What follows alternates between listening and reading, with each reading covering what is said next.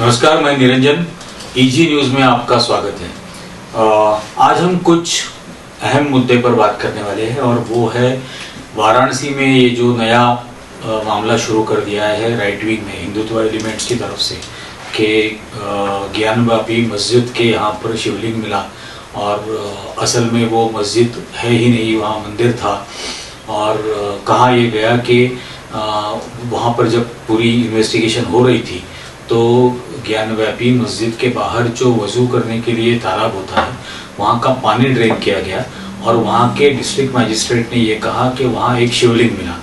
अब ये सब जब हो रहा था तब अंदर किसी को भी जाने की इजाज़त नहीं थी।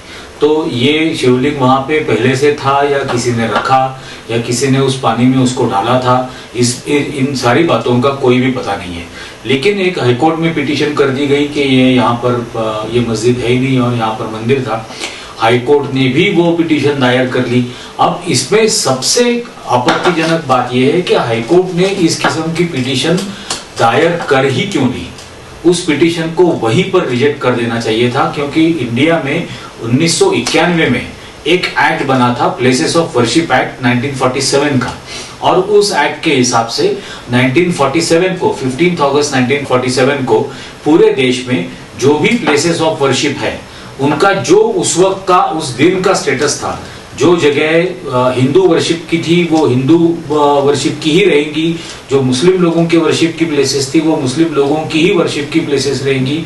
और इसी हिसाब से अन्य धर्मों के बारे में, चाहे वो सिख हो, जैन हो या दूसरे किसी धर्म के लोग हो, क्रिश्चियंस हो। लेकिन 15 अगस्त 1947 ये जब कानूनी तौर पर एक डेडलाइन बनाई गई और उस दिन कहेंगे एक बैरियर रखा गया कि उसके बाद उनके प्लेसेस ऑफ वर्शिप के स्टेटस में कोई भी फर्क नहीं आएगा, नहीं किया जाएगा। जो 15 अगस्त 1947 को था वही स्टेटस उसका बरकरार रहेगा। अब ये कानून होने के बावजूद एक हाईकोर्ट इस किस्म की पिटीशन दायर कर लेती है, यही सबसे पहले आपत्तिजनक बात है।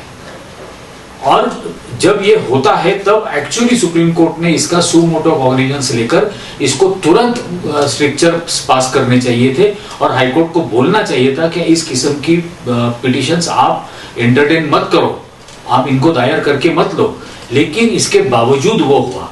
अब ये क्यों हो रहा है, ये पिछले 8 सालों से हम देख रहे हैं। इस देश की जुडिशियरी किस तरह से घुटनों पर आ गई है और किस तरह से डिसीजंस दिए जाते हैं, ये सभी ने देखा है। लेकिन आज फिर ये हो रहा है और हम सभी को याद है कि एक स्लोगन दी जाती थी पहले कि अयोध्या तो झांकी है, काशी मथुरा बाकी है। तो जैसे ही अयोध्या का मसला इसी तरह जुडिशियरी से कॉम्प्रोमाइज करवा के एक डिसीजन ले लिया गया, अब तुरंत उसके बाद काशी की बात शुरू की।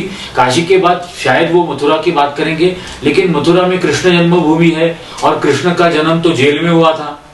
तो आप जेल मुक्त करेंगे या जेल गिरा देंगे, क्या करेंगे मथुरा के? तो इसका कोई अंत नहीं है। इस बात को समझना जरूरी है और कानून की रक्षा करना इस देश की जुडिशियरी की पहली जिम्मेदारी है। उसके बावजूद इस तरह से जुडिशियरी अगर फ्रिवलस पिटीशंस, जो पिटीशंस सिर्फ इस देश की कौम में नफरत पैदा करने के लिए, दीवारें खड़ी करने के लिए इस्तेमाल की जाती है और हिंसा भड़काने के लिए आगे चलकर इसका इस्तेमाल होगा, ऐसी पिटीशंस को कोर्ट ने खारिज कर देना चाहिए। दायर करने से ही उसको मना कर देना चाहिए था, लेकिन ये हुआ। हम उसके बाद सुप्रीम कोर्ट में अभी जो दिल्ली हाई कोर्ट में पहले चला और बाद में अभी ताजमहल के बारे में बातें हो रही है। और पहले तो ये वाराणसी की जो बात हुई थी, एक 1809 की तस्वीर दिखाई गई और 1809 की तस्वीर दिखाकर यह कहा गया कि ये दीवार है गिरी हुई जो औरंगजेब ने गिराई थी। अब औरंगजेब की मौत हुई थी 1707 में, 102 साल पहले। 102 साल के बाद, औरंगजेब की मौत के 102 साल बाद वहां पर एक तस्वीर ली जाती है और उस तस्वीर को उससे 150 साल बाद 200 साल बाद लोगों को दिखाया जाता है कि इस तरह से वो 200 साल पुरानी तस्वीर है। अब जिस आदमी की मौत, जिस शहंशाह औरंगजेब की मौत 102 साल पहले हो चुकी थी, उसने मौत के बाद उस दीवार को गिराया और उसकी तस्वीर लेकर लोगों को गुमराह किया जाता है इस तरह से, और कोर्ट ये बर्दाश्त करती है इस किस्म की बेहूदगी लोगों की तरफ से। जिसका इस्तेमाल सिर्फ नफरत के लिए हो रहा है। और इतनी बात की तो कम से कम ख्याल कोर्ट ने रखना चाहिए कि ये कोर्ट की भी कानूनी जिम्मेदारी है, कॉन्स्टिट्यूशनल ड्यूटी इस देश के हर नागरिक की है कि इस देश में कम्युनल हार्मनी बनाए रखेंगे, इस देश में साइंटिफिक रैशनल बनाए रखेंगे। ये जिस तरह से मेरी और आपकी जिम्मेदारी है एक नागरिक की हैसियत से, उससे बढ़कर वो जिम्मेदारी है इन कानून के रखवालों से, खासकर जुडिशियरी से।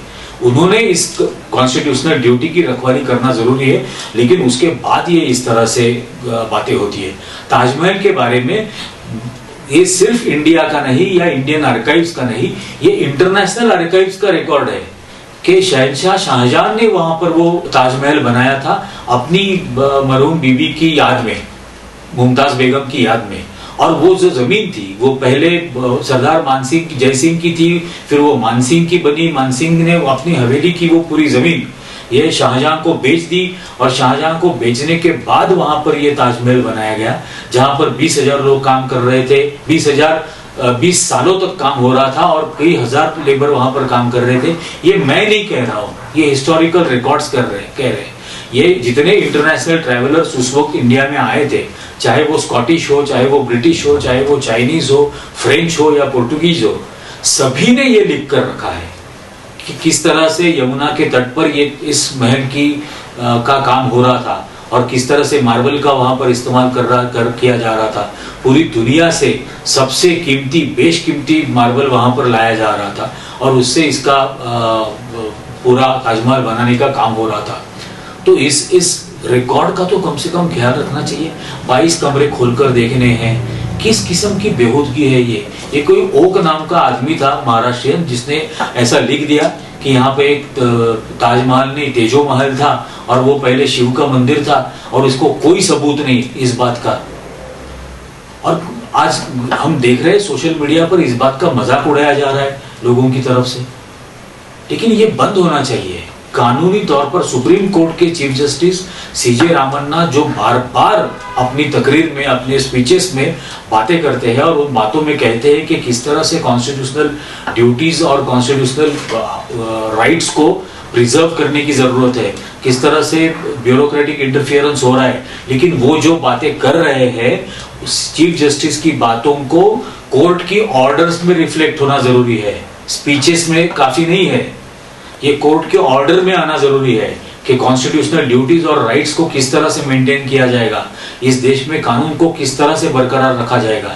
ये जिम्मेदारी कोर्ट की है, चीफ जस्टिस ऑफ इंडिया की है और वो उनके ऑर्डर में दिखनी चाहिए, सिर्फ भाषणों में नहीं। तो फिर से ये कोर्ट से भी गुजारिश है कि आप आपकी जो कॉन्स्टिट्यूशनल ड्यूटी है उसको निभाओ और मेहरबानी करो इस देश का माहौल खराब ना होने दे। यहाँ पर हिंदू मुस्लिमों के बीच नफरत पैदा करने से जरूरी है कि पेट्रोल और डीजल के दाम कम हो। किसी दोस्त ने मुझे कल एक भेजा था कि वो ज्ञान व्यापी नहीं ज्ञान व्यापी उसका मंदिर था वगैरह वगैरह, तो मैंने उसको लिखकर भेजा कि आज का इन्फ्लेशन का रेट है 15.08। तो मुझे ज्यादा चिंता उस बात की है कि मेरे सामने ऐसे कई नौजवान हैं जिनको जॉब नहीं है, नौकरी नहीं है, जिनका एजुकेशन महंगा हो गया है, जो बूढ़ों ने बैंकों में अपने पैसे फिक्स डिपॉजिट रखे थे और ब्याज पर अपना गुजारा कर रहे थे, वो अभी नहीं हो पा रहा है। आज उनके बैंकों में जो पैसे हैं वो भी महफूज नहीं है, क्योंकि बैंक महफूज नहीं है, सरकार सब बेचने पर तुली हुई है। तो आज फिक्र उस बात की होनी चाहिए, इस बात की नहीं। पूरी दुनिया से हम कंपेयर करने की बात करते हैं, विश्व गुरु होने की बात करते हैं, प्रधानमंत्री विश्व गुरु होने की बात करते हैं। America, China, France, Germany, Russia, ये सारे देश चांद पर पानी है या नहीं ये ढूंढ रहे हैं और हमारा देश लिंग कहां पर है ये ढूंढने में लगा हुआ है। मेहरबानी करो और ये बातें बेवकूफी की बंद करो। फिर से एक बार इस देश में साइंटिफिक रैशनल बने रहना चाहिए, कम्युनल हार्मनी बनी रहनी चाहिए और यही हम सभी की जिम्मेदारी है। ये हम सभी की, मेरी और आपकी, हमारी ये कॉन्स्टिट्यूशनल ड्यूटी है, ये संवैधानिक हमारा कर्तव्य है, इसको ही हमें निभाना है। हमें किसी भी हालत में इस नफरत की आग में हमें और हमारे पड़ोसियों को इसमें नहीं झोंकना है। तो मैं आखिर में फिर से ये रिक्वेस्ट करूंगा कि इस बातों के जरिए जो बहलाने फुसलाने की और भड़काने की बातें कर रहे हैं उनके शिकंजे में मत फंसो। वो चाहते हैं कि असल मुद्दों से आप हटकर, आपका ध्यान हटकर इस किस्म की बेहुदा बातों में फंस जाए। उनको कामयाब ना करे। अपने आप के कंधों के ऊपर जो ये ऑर्गन दिया है जिसको हम दिमाग कहते हैं उसका इस्तेमाल करना चाहिए। इसका इस्तेमाल बाद में करेंगे, पहले दिमाग का इस्तेमाल करो, तभी पेट की भूख मिटा पाएंगे। फिर से एक बार हम इजी न्यूज में आएंगे एक अलग मुद्दे के साथ, अलग विषय के बारे में बात करने के लिए। तब तक धन्यवाद।